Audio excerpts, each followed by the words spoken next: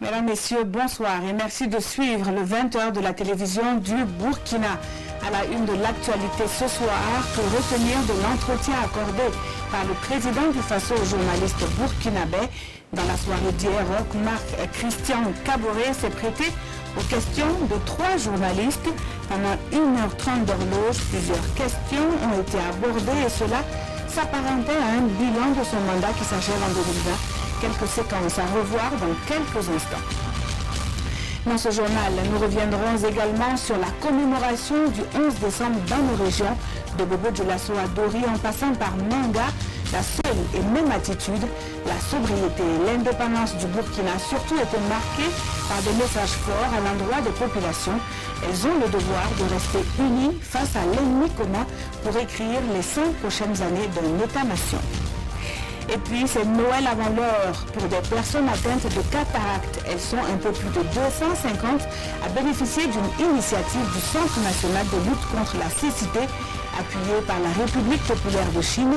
Le centre leur offre guérison totale de la maladie qui touche l'organe de la vue.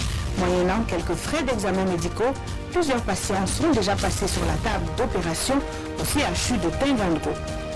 Et puis à la COP25, la voix du Burkina porte. La conférence des Nations Unies sur les changements climatiques offre une tribune à chacun des pays participants. Pour le pays des hommes intègres, il s'est agi d'interpeller les pays à fort taux d'émissions de gaz à effet de serre. Pour le ministre Bassio Bassière, il est encore temps pour eux de s'investir franchement dans la lutte contre les changements climatiques. Les précisions à suivre en fin de journal. Bienvenue à tous. Le président du Faso sur le terrain dans la matinée de ce 12 décembre. Marc Christian Kaboré s'est rendu à la base aérienne de Ouagadougou pour faire le point des nouvelles acquisitions au profit des forces armées nationales. Sur le tarmacadam de la base, le chef suprême des armées s'est entretenu avec le chef d'état-major de l'armée de l'air, le colonel Kounsaouma Palinfo. Un entretien qui a permis au président du Faso de prendre connaissance des capacités opérationnelles des différents engins volants, lesquels vont aider les FDS à faire montre de plus de réactivité et de puissance sur le théâtre des opérations.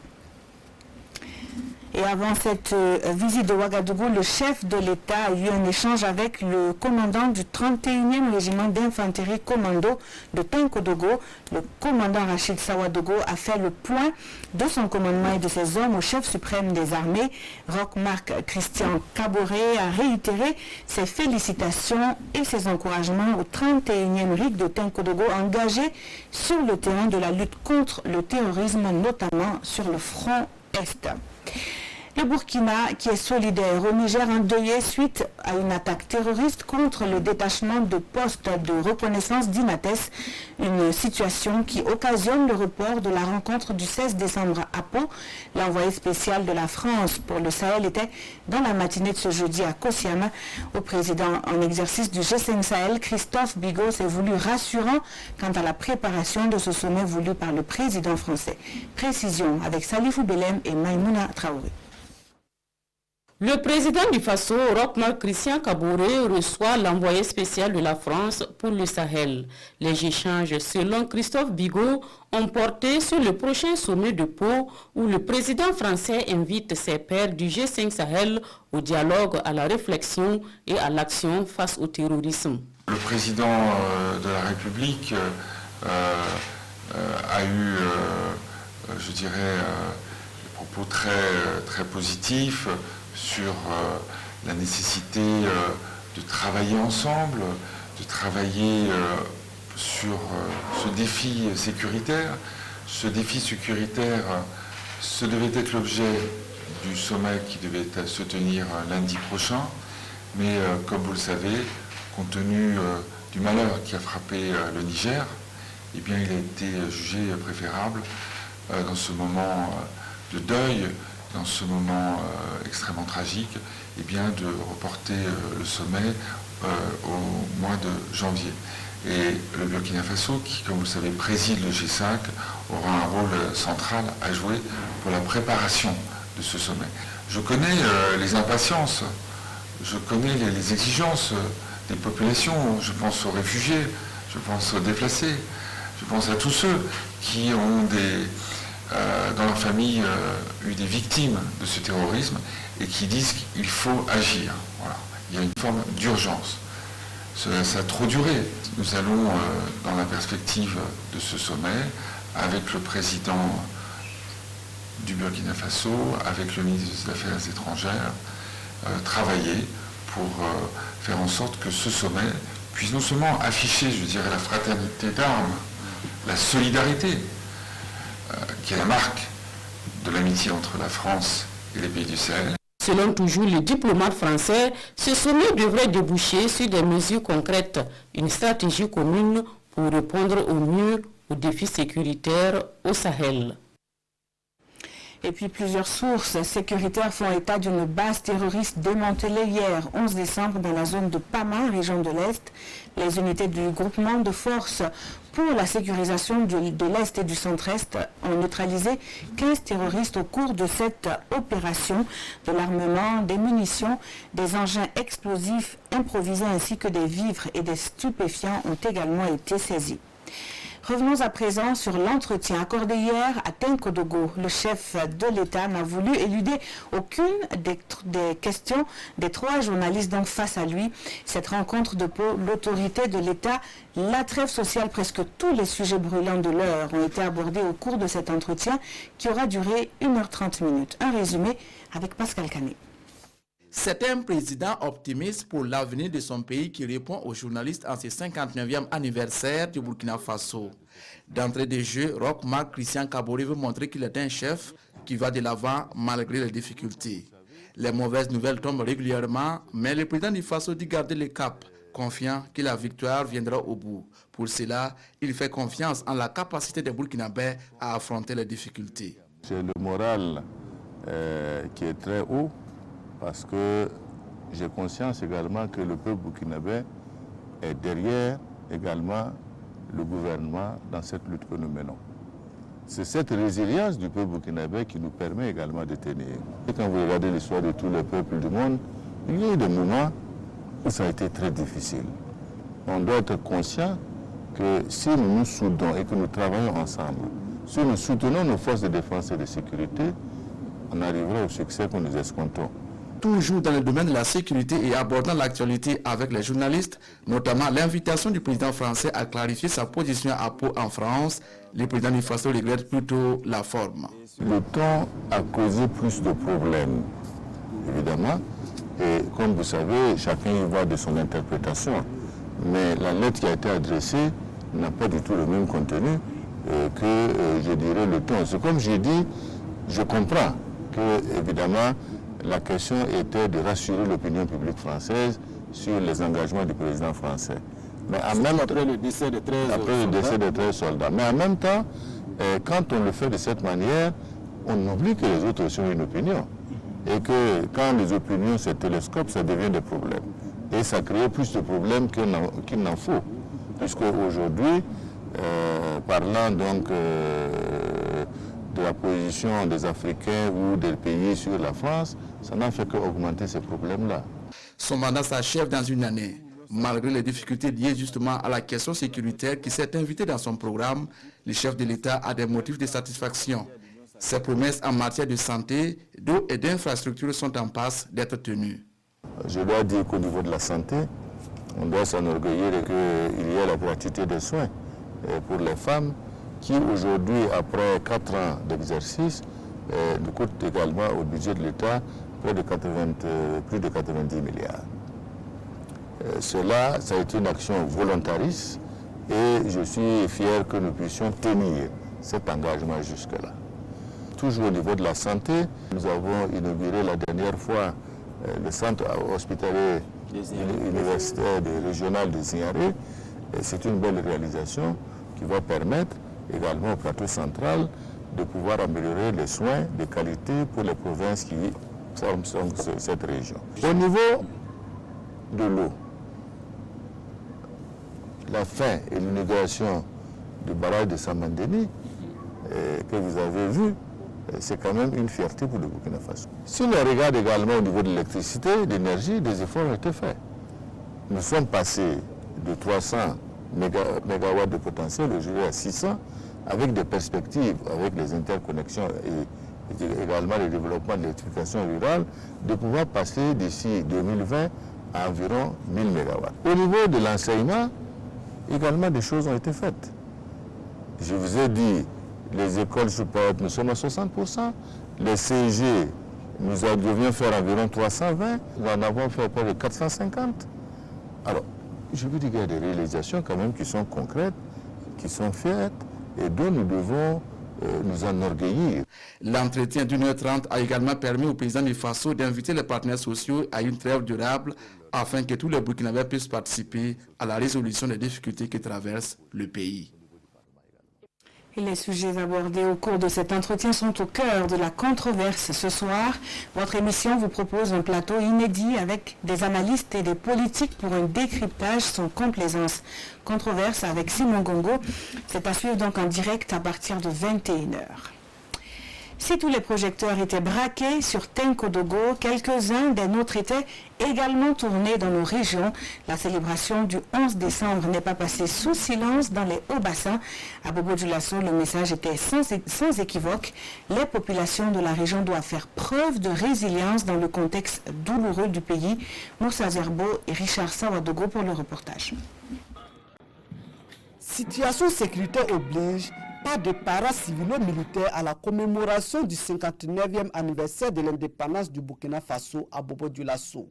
Après la revue des troupes par le gouverneur de la région, le discours solennel, accompagné d'un hommage à la nation et aux forces de défense et de sécurité. Puis une minute de silence en mémoire de toutes les victimes du terrorisme. Cette célébration qui se veut sobre nous invite à une introspection profonde. C'est pour nous un devoir d'honorer la mémoire de ces braves devanciers et d'avoir une pensée pieuse pour ceux qui, au cours de l'année 2019, sont tombés pour la défense de notre patrie. À cette cérémonie, les mérites de 150 femmes et hommes ont été reconnus et encouragés par la nation burkinabé. Devant les invités, ils ont été élevés au rang de commandeurs, officiers et faits chevaliers de l'ordre de l'étalon et bien d'autres distinctions. Je voudrais tout d'abord rendre grâce à Dieu pour m'avoir permis vraiment cette distinction honorifique. Également témoigner toute ma reconnaissance à ma hiérarchie, la hiérarchie horizontale et également la hiérarchie verticale. Ces différentes hiérarchies qui m'ont permis vraiment d'être distingué aujourd'hui par rapport vraiment à tout ce que j'ai fait. Et je voudrais m'engager à faire davantage pour la sécurité de notre pays, le Burkina Faso. L'ancien président burkinabé Jean-Baptiste Ouédraogo est présent à cette cérémonie comme invité d'honneur. Le Mali, pays voisin, a marqué son soutien par la présence du gouverneur de Sikasso. Plusieurs personnes de la région du Centre-Sud ont également reçu des distinctions honorifiques. C'est à Manga que le gouverneur de la région a commémoré le 59e anniversaire de l'indépendance du pays avec ses populations. Le point cette fois avec Idrissa Warga et Estelle Judith Assogba. C'est à Manga que les fils et filles de la région du Centre-Sud ont commémoré le 59e anniversaire de l'accession du Burkina Faso à la souveraineté nationale et internationale. Un événement célébré sous les signes 100 ans de création du Burkina Faso, devoir de mémoire et engagement patriotique en vue de la consolidation de l'État-nation. Un thème, selon la gouverneure, est évocateur et interpelle tous les fils et filles à une fouille minutieuse de notre mémoire pour reconnaître le mérite des dévanciers qui ont posé les jalons d'un développement harmonieux.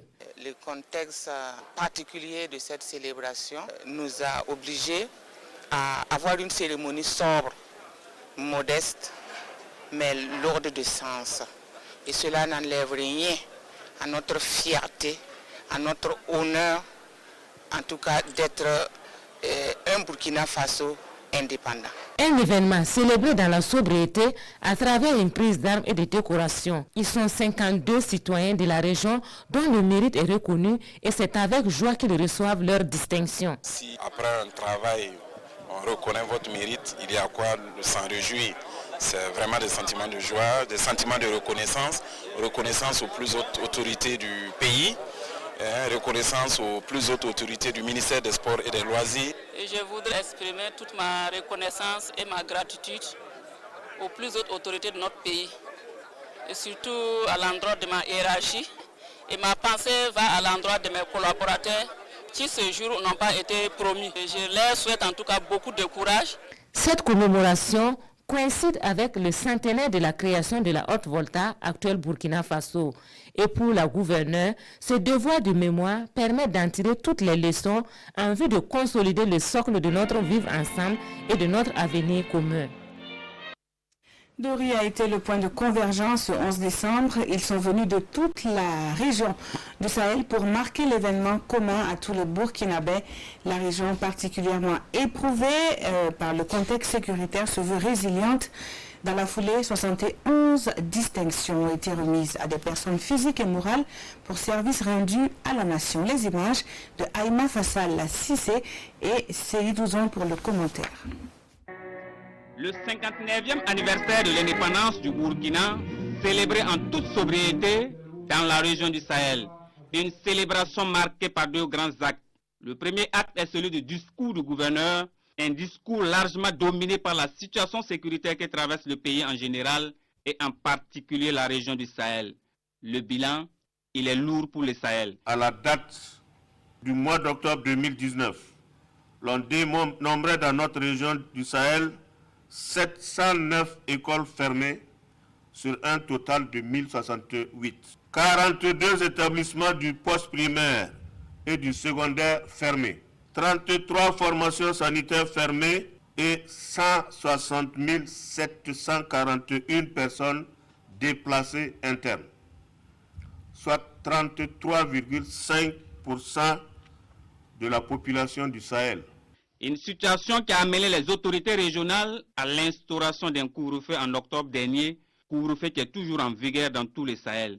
Et le gouverneur en appelle ici à l'Union sacrée, à la culture des valeurs de tolérance et à la collaboration avec les forces de défense et de sécurité afin de lutter contre les forces du mal et poursuivre ainsi les actions de développement.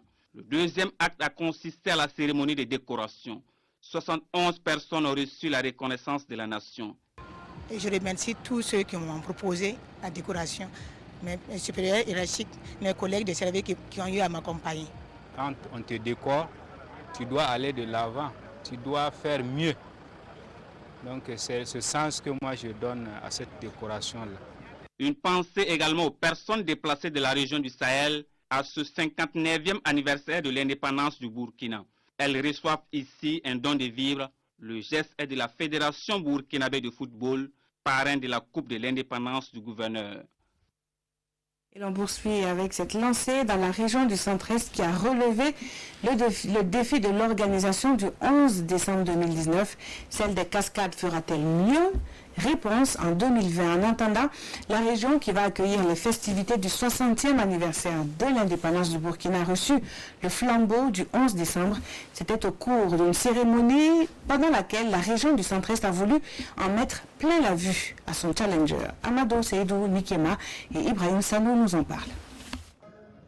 À peine les rideaux tombés sur ce 59e anniversaire de l'indépendance du Burkina, une délégation de la région des Cascades fait son entrée à la place de la nation.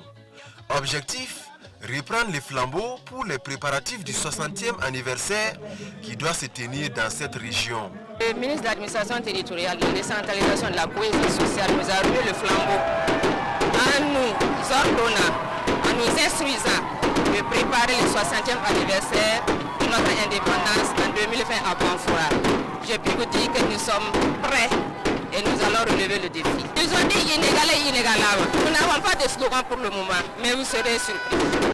Et c'est le ministre en charge de l'administration territoriale qui remet officiellement les flambeaux à la région des Cascades. Aucune œuvre humaine n'est parfaite. Nous savons qu'il y a eu des difficultés. Nous avons tenté de les juguler et nous sommes arrivés à cette apothéose dans la région de Saint-Denis-Souverain-Tenga. Alors, à l'heure actuelle, nous avons passé le flambeau donc à la région des Cascades. À sa tête, madame le gouverneur, donc le conseil régional, l'assemblée des maires, l'assemblée des préfets, l'assemblée des chefs coutumiers et religieux. Alors que Dieu les bénisse et que Dieu nous donne rendez-vous au 60e anniversaire donc, de la région des Cascades à Banfoura. Plusieurs artistes ont presté sur scène à cette remise des flambeaux. Le clou de la cérémonie intervient avec ses feux d'artifice. La délégation venue de Cascades reprend donc le chemin cette même nuit avec les flambeaux. À Fadam Gourma, la commémoration a été marquée par une action de solidarité. Les forces vives de la région de l'Est se sont mobilisées pour apporter soutien et réconfort aux déplacés internes. Une enveloppe de plus de 4 millions de francs CFA a été remise aux autorités pour aider à faire face à la situation. Justin Tchandrebogo et Aruna Maré pour le reportage. La solidarité agissante des forces vives du Gourmou continue de tisser sa toile autour des déplacés internes de la région de l'Est. Ressortissant aux résidents de la région, ils offrent des vivres composés de 140 sacs de mil, 60 sacs de riz, 40 cartons d'huile et 30 cartons de savon aux personnes déplacées.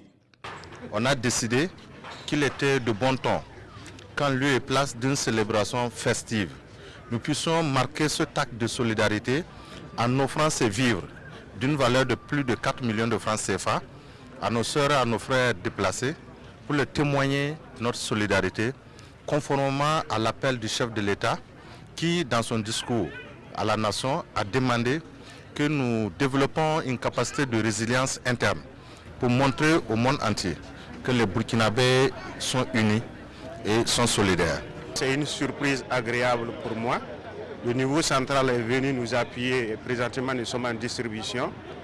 Et s'il y a un geste salutaire qui va dans le sens de nous appuyer pour qu'on puisse en tout cas donner à manger et à boire à ces personnes déplacées internes, je vous avoue que c'est un grand soulagement pour nous. Depuis le 5 décembre dernier jusqu'à nos jours, la région de l'Est a enregistré près de 20 000 personnes déplacées internes. Les forces vives de l'Est décernent de bons points aux différentes familles qui se sont mobilisées spontanément afin d'offrir le gîte et le couvert à ces personnes obligées de tout abandonner derrière eux pour sauver leur vie. On en vient à cet autre titre de l'actualité, Action de la Lumière. C'est ainsi qu'est baptisée une opération d'envergure qui va toucher près de 250 personnes atteintes de cataracte. Le Centre national de lutte contre la cécité est à l'initiative de cette ambition qui vise à apporter plus de couleurs dans la vie de ces malades. Il est en partenariat avec la République populaire de Chine. Les détails avec Nong Bakuda et Mamadouba. C'est un grand jour pour Antoine Kaboré. Atteint de la cataracte depuis 3 ans, il se fera opérer aujourd'hui gratuitement grâce au gouvernement chinois. C'est le ministère des Affaires étrangères et la Commission nationale de la santé qui ont demandé à l'université médicale de Wenzhou à accomplir cette mission. La mission est conduite par une équipe de 10 spécialistes chinois. Ils vont travailler en tandem avec leurs collègues ophtalmologistes burkinabés du CHU de Tenganou. Au moins 250 patients sont concernés par cette opération de la cataracte dénommée Action de la Lumière du 12 au 21 décembre 2019. Je sais que le coût de l'opération de la cataracte est assez élevé pour le Burkinabé moyen. Je pense que c'est vraiment une opportunité à saluer à sa juste valeur. Compte tenu de la situation économique, beaucoup de personnes ne peuvent pas vraiment se faire opérer, mais bon voilà, donc ça c'est bienvenu. L'intervention dure en moyenne 10 minutes par patient et dès le lendemain, certains pourront recouvrer la vue, d'autres entre le 3e et le 5e jour. Eux se sont retranchés à Koudougou pour mieux se connaître d'abord et envisager sereinement les défis en matière de santé ensuite, parmi lesquels l'introduction du vaccin contre le pneumocoque au Burkina Faso. Le groupe technique consultatif national pour la vaccination accueille de nouveaux membres en son sein. La rencontre de Koudougou va permettre de réviser les bases et les missions de ce groupe, essentiellement composé de praticiens en santé. Rasman Nezoundi avec Isia Kanana. C'est une rencontre de prise de contact et de briefing des nouveaux membres du groupe technique consultatif national pour la vaccination. Réunis ici à Koudougou, ils s'imprègnent du rôle et des missions du groupe dans l'utilisation des vaccins au Burkina Faso. C'est un groupe d'experts nationaux commis pour donner des avis pointus en matière de vaccination. Ces avis et recommandations sont basés sur des faits probants, c'est-à-dire sur des faits scientifiques, sur ce qui se passe réellement lorsqu'on administre un antigène ou un vaccin dans un jeune organisme ou un organisme plus âgé. À cet atelier, ces experts en santé vont également se pencher sur une requête du ministère de la Santé. Il s'agit d'une recommandation d'un éventuel changement de vaccin contre le pneumocoque proposé par l'OMS. On souhaite bien sûr avec les partenaires techniques et aussi la Direction générale de la santé publique, la Direction technique concernant la DPV, qu'on puisse donner le maximum d'informations à ce groupe d'experts et pour qu'ils puissent utiliser l'ensemble des instruments qui seront mis à leur disposition afin d'accompagner conséquemment le ministère de la Santé et de sa politique sanitaire, mais également orienter les prestataires afin que nous puissions faire l'usage le meilleur possible des vaccins qui sont sur le marché et ceux éventuellement qu'on voudrait à mettre au point. Le groupe technique consultatif national pour la vaccination est un comité constitué de près d'une vingtaine de membres. Ils sont désignés pour un mandat de 3 ans, renouvelable une fois. La SECNA déroule pour sa part à Ouagadougou les activités entrant dans le cadre de la commémoration de son 60e anniversaire. L'agence veut susciter des vocations dans les métiers de l'aviation. Elle a ouvert ses routes aux élèves des établissements supérieurs au cours d'une conférence publique. Le savoir-faire de la SECNA, ses principes basés sur la coopération et bien d'autres atouts ont été présentés à l'auditoire. Le compte-rendu avec Paul-David Bambara et Zoubaviel David Dabiri. Les professions liées à l'aviation séduisent, les élèves et étudiants s'y intéressent. Ce matin, ils étaient nombreux à prendre part à la conférence publique organisée par la SECNA à leur intention. Après l'exposé sur les domaines de compétences de l'organisation panafricaine, ses écoles de formation des cadres, sa gouvernance et les critères sélectifs de son personnel, les élèves sont enthousiastes. Des vocations sont nées. La conférence nous a permis de savoir là où est créée la SECNA, les métiers que la SECNA a. Je peux dire que ça m'intéresse parce que j'aimerais être un ingénieur en maintenance aéronautique. Ce qui m'intéresse dans ce qu'ils ont proposé, c'est l'ingénierat. J'aimerais devenir ingénieur plus tard, en mécanique, dans le domaine aéronautique. Cette conférence s'inscrit dans le cadre des activités commémoratives des 60 ans de la SECNA. Elle vise, selon les organisateurs, à aiguiser le goût de l'excellence chez les élèves et de mieux faire connaître l'institution.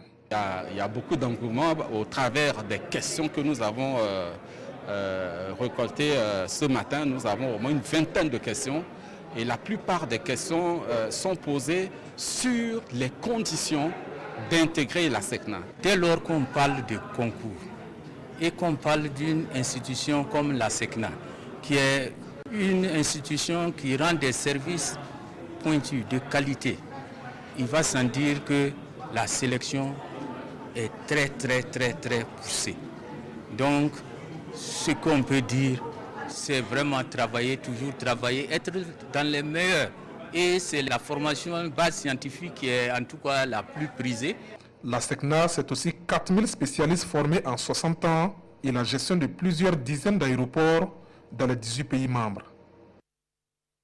Et comme pour marquer l'indépendance du pays à des milliers de kilomètres, le Burkina est invité à la tribune de la COP25 à Madrid où se tient la 25e conférence des Nations Unies sur les changements climatiques. Le pays a choisi d'insister sur l'urgence de la situation que vit la planète. Le ministre Bassirou Bassière invite les pays qui émettent donc le plus de gaz à effet de serre à s'engager avec plus de franchise dans la lutte contre les changements climatiques. Le point avec Pamadrogo Jean Zongo et Mounir Akere, nos envoyés spéciaux en Espagne. Du haut de cette tribune, le ministre en charge de l'environnement livre le message du Burkina Faso. Un message qui interpelle la communauté internationale sur l'urgence de déployer les moyens techniques et financiers pour sauver la planète en danger. Notre planète est malade et l'accord de Paris, plus particulièrement le paquet de Katowice, en est le médicament. Il s'agira particulièrement de renforcer les capacités d'adaptation des pays les moins avancés aux effets néfastes des changements climatiques, rendre effectifs les flux financiers vers le Fonds vert climat, leur accessibilité à travers des processus accélérés d'approbation. Et en sa qualité de vice-président de la conférence ministérielle africaine sur l'environnement et vice-président du bureau de l'Assemblée des Nations Unies pour l'environnement au titre de la région Afrique, Nestor Bassio Bassière rappelle la responsabilité des pays industrialisés à soutenir l'Afrique au regard de son état de vulnérabilité. Il est logique que ce continent reçoive un soutien approprié, notamment concernant ses besoins en matière d'adaptation et les coûts associés. La lutte contre les changements climatiques ne devrait pas non plus entraîner un accroissement de la dette des pays africains.